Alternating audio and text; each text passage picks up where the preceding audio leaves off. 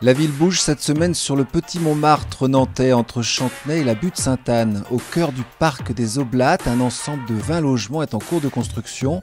Le Clos des Baronnies présentera un cadre exceptionnel avec un manoir classé au patrimoine nantais et une vue imprenable sur la Loire. Visite guidée avec Emmanuelle Lefloc, directrice d'agence du groupe Launay. On domine la Loire, on domine Trente-Mous, le bout de l'île de Nantes.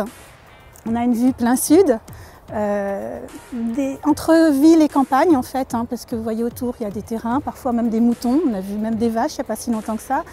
Et puis on est à 2 pas du centre-ville de Nantes. Donc c'est vraiment un site très atypique, bucolique, romantique et urbain malgré tout.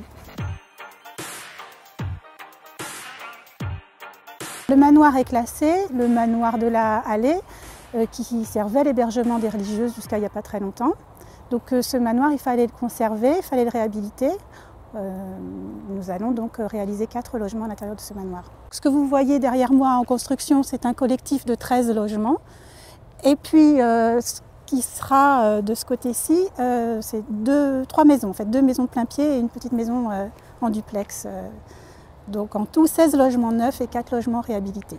Ils seront de toute façon qualitatifs de par leur situation, mais en plus des grandes terrasses, des grandes baies vitrées orientées vers la Loire, vers le sud, des prestations haut de gamme également à l'intérieur et puis surtout des possibilités pour les acquéreurs de personnaliser leur logement. On a un jardin type méditerranéen.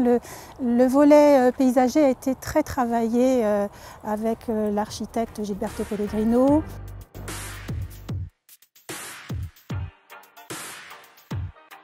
On arrive, je crois, au bout du sillon, donc effectivement on est sur de la roche.